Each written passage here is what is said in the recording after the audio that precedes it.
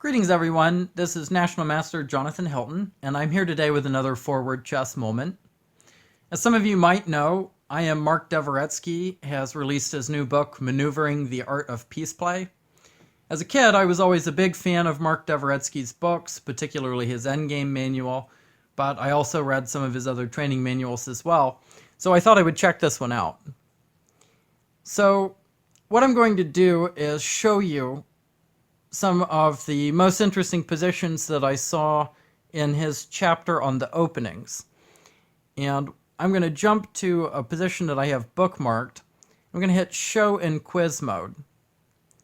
So this is going to allow us to test ourselves a little bit.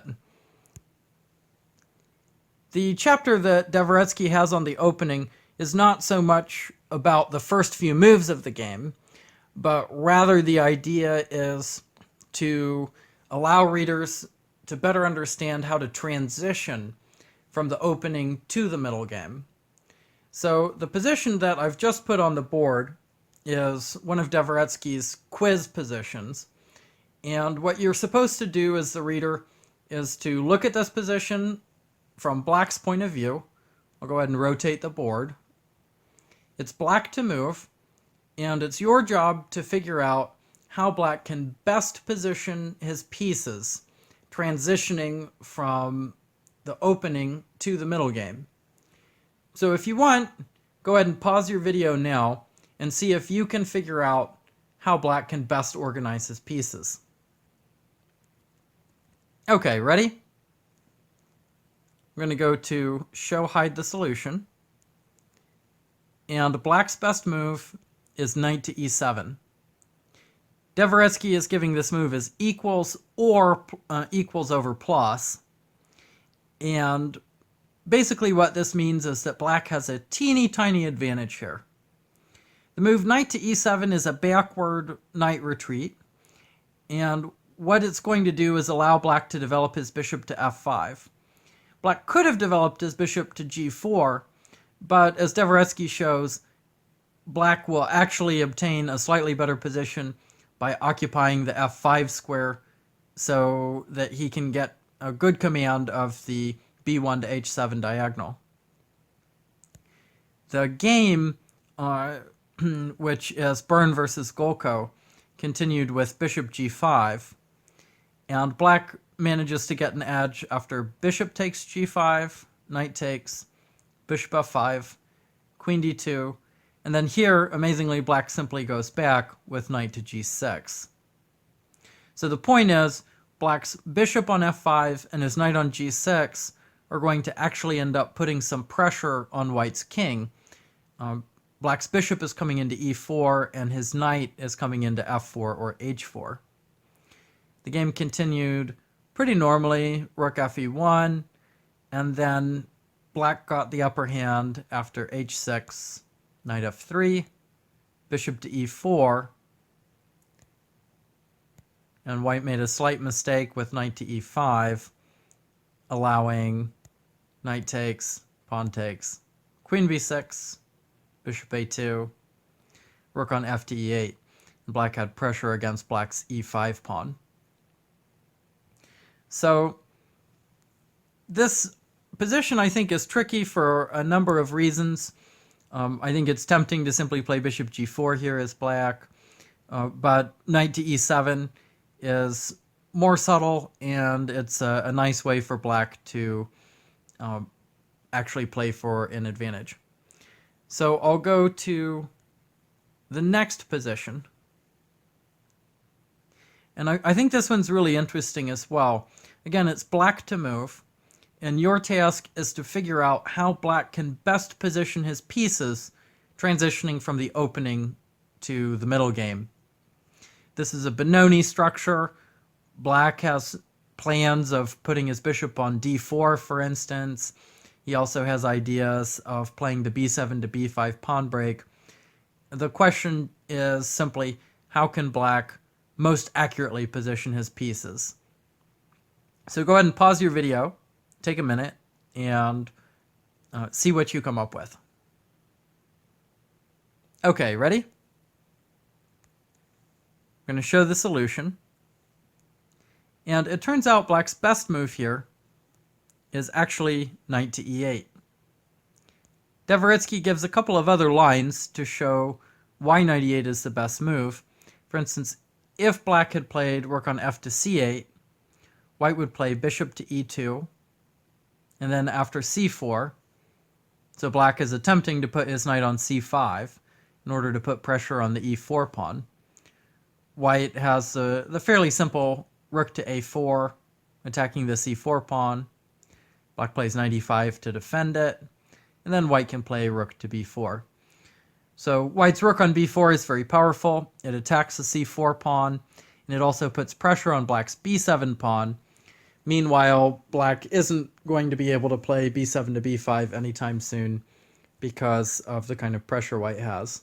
Of course, if black played pawn to b5 right away, white would be able to take on passant. So,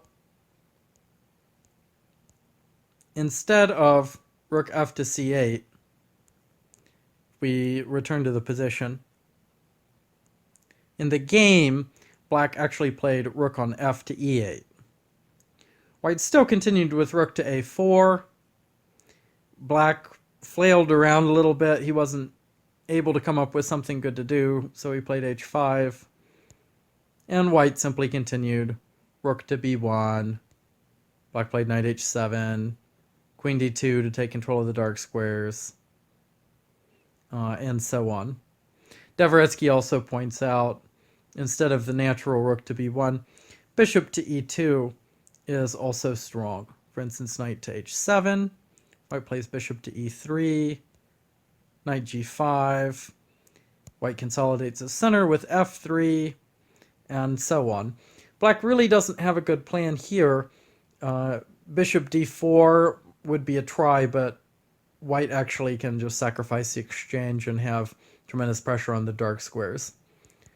So black is struggling to come up with a good plan here, and that is why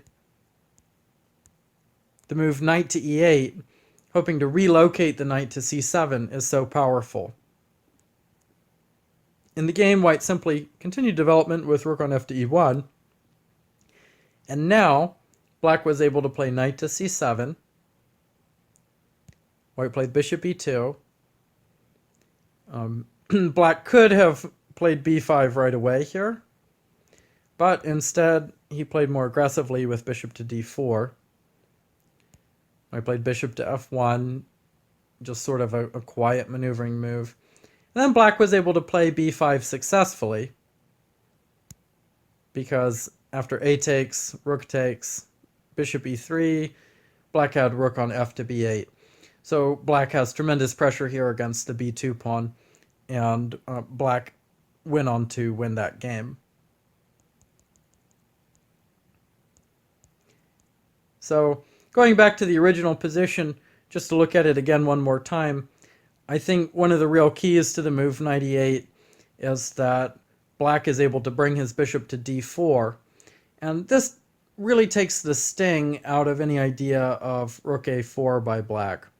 So for instance, if we go to the move rook a4 and go ahead and turn on stockfish, it still shows a little bit of an edge for white, but at the same time, black can continue with knight to c7, and okay, let's say white plays bishop to e2. Black is pretty close here to being able to play the b5 break. His knight on c7 supports the pawn on a6, and his bishop on g7 is able to come into d4 in the near future, and this will cut off the support that white's rook on a4 gives to the pawn on e4. So let's look at one more position. This one is from white's perspective, so I'll rotate the board.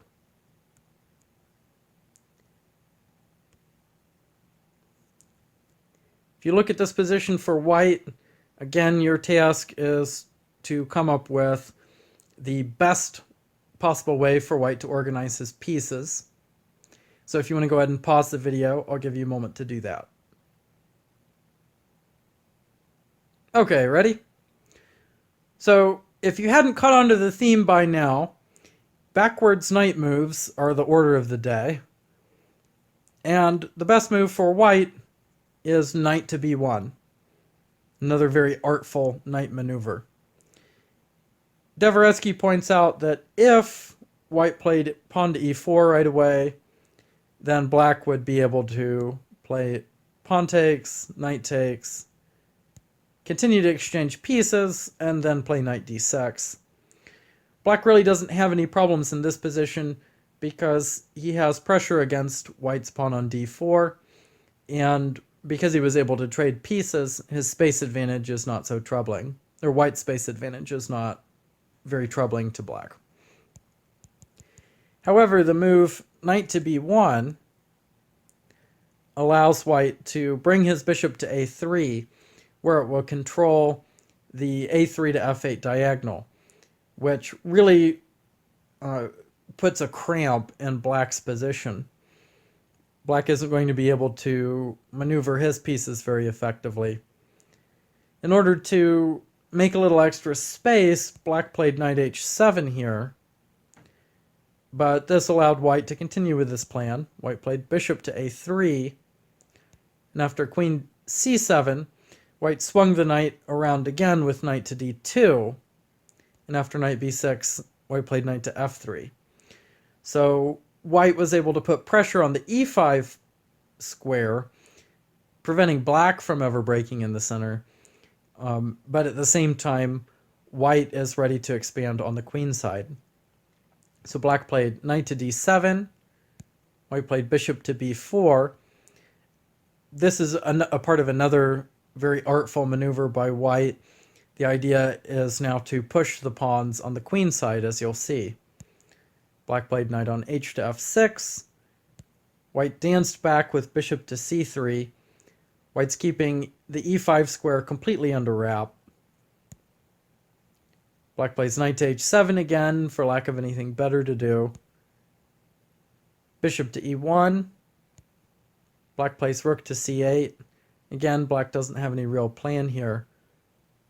And now white was able to expand with b4. Black played knight on h to f6.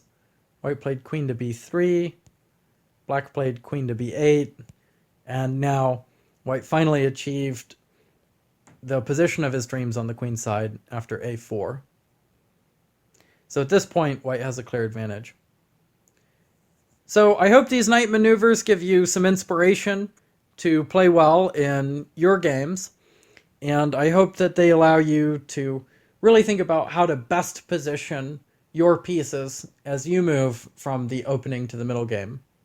Thanks for watching, and I will see you next time with another Forward Chess Moment.